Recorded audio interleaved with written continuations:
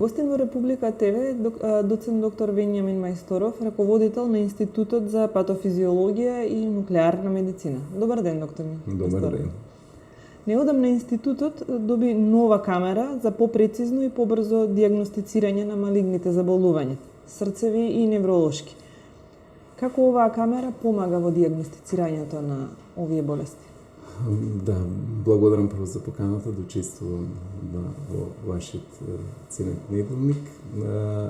Навистина, од неодамна, значи, со ова, да речеме, помош на Министерството за здравство и Медицинскиот факултет, тоа е можност да добиеме еден нов апарат, компјутеризирана томографија со SPECT, значи тоа е една хибридна техника или SPECT CT гама камера од најнов вид, која овозможува истовремено и функционална и морфолошка дијагностика, значи нешто до сега што не сме го имале во нашата апаратура на институтот, и тоа е еден чекор напред во дијагностиката на заболувањата. Најчесто тоа се малигни, меѓутоа, како што спомнавме, тука има и кардиолошки заболувања. Бидејќи предноста што е на овој апарат, до сега ние што го работевме во, да ја наречем таа класична нуклеарна медицина, се базираше на детекција на акумулацијата на трасерот или на радиоизотопот, кој отсликува некој нарушен процес функционален во телото, и проблемот беше во тоа што не секогаш со сигурност можеме да ја локализираме точно промената, значи местото точно анатомски каде што таа се случува. Сега со оваа техника, значи тој проблем, да речеме, се надминува, бидејќи во исто време имаме можност да не само видиме каде се промените во функцијата, туку и во кој дел на телото точно се тие случуваат. Така да таа комбинација на функционална и на морфолошка дијагностика ни дава големи предности во интерпретацијата на науката, значи поголема дијагностичка сигурност, да кажам, која според некои податоци од светската литература се смета дека е и до 30%, значи до 30% попрецизно, поточно интерпретирање на наодите, што по друга страна е важно нели за пациентите и за лекарите кои ги упатуваат, затоа што тоа дава можност за прецизна дијагноза, а од тоа понатаму зависи и водењето на тие пациенти, тераписките протоколи и така натаму. Кои ендокринолошки заболувања ги дијагностицира овој апарат? Значи, на нашиот институт традиционално со години наназад, значи имаме единица која се занимава со сите заболувања на тироидната жлезда.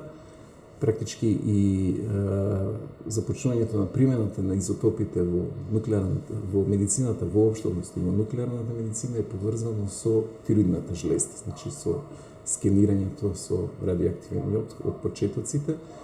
Така да една значајна група на пациенти кај кои оваа камера ќе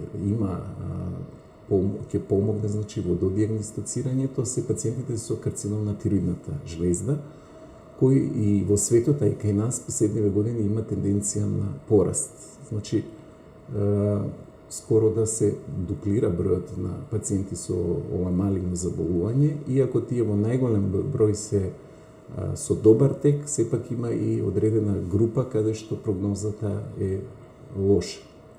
Така да, значи, една група на пациенти каде што ќе допринесе значително овој апарат се пациентите со тироиден карцином, но и пациенти со други неуроендокрини, како што ги нарекуваме тумори.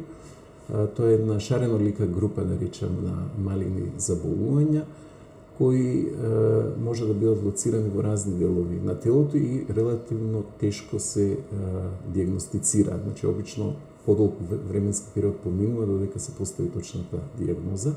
Така да и кај ова група, значи, на неуроендокрини тумори, ќе има значителен придонес во смисла на подобрување на дијагностичката сигурност, на интерпретацијата на наодите. Бидејќи главното прашање, нели, кога се следи еден пациент со малигна болест, е дали таа прогредира, се шири во телото, или пак е пациентот во состојба кој што викаме ние на ремисија, односно една стабилна состојба. Дали оваа камера досега ја имало во приватното и во јавното здравство, и Има ли кадар кој ќе работи со него? Да. Значи, ова е ваков конкретно апарат SPECT-CT гама камера, за прв пат добиваме во јавното, но според моите информации во приватното здравство исто до сега ваков апарат нема, така да можеме да кажам дека наша институција ќе биде прва која ќе почне да го користи.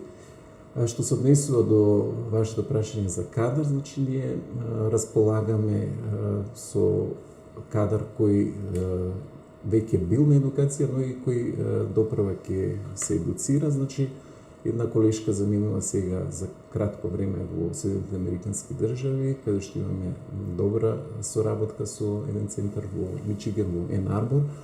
Тој преку проектот за едукација кој го спроведува Министерството за здравство.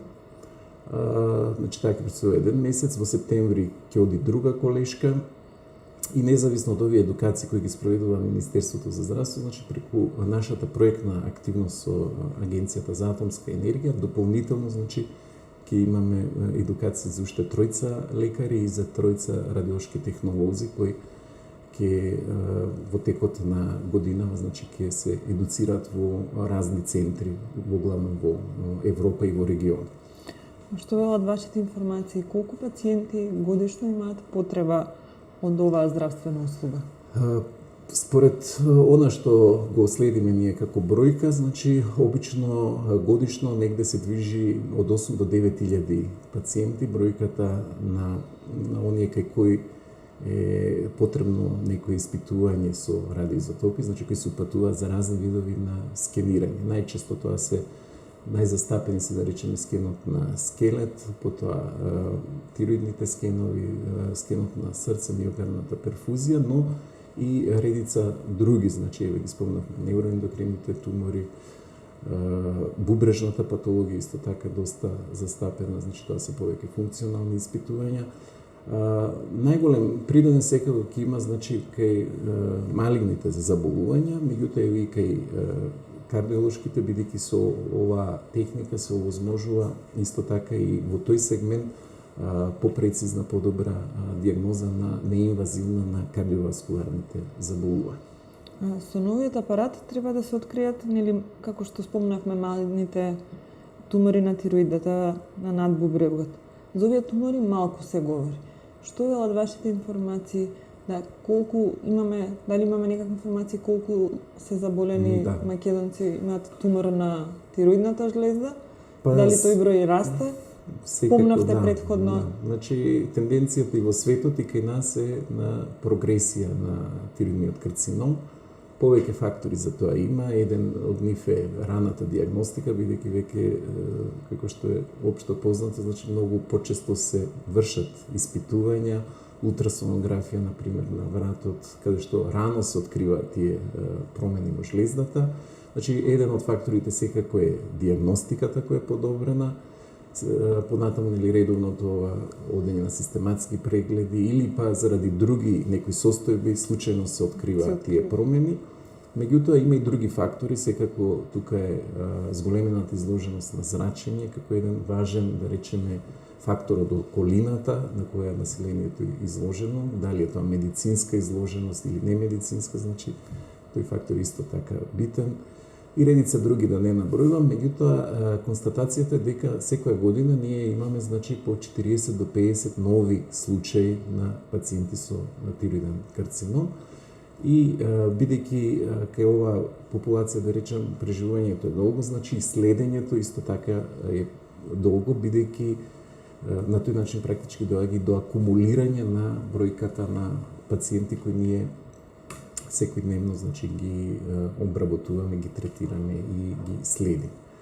Што се однесува до невроендокрините тумори, тие сепак се поретка, да речем, категорија на заболувања и отприлика околу 20 на пациенти годишно, значи имам потреба за подложување на овие техники кои се користат за откривање, нивно и дијагностицирање или следење.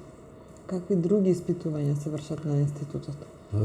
Други испитувања, значи се, она што го спомнав, патологијата на тироидната жлезда, каде што секојдневно значи имаме 3 амбуланти кои работат со полн капацитет, значи каде што покриваме да речам, значен сегмент од тие испитувања, од основните па се до овие што се да речеме, софистицирани, како и терапијата која е значена со изотопи, особено кај пациентите со тироиден карцином во понапредната фаза.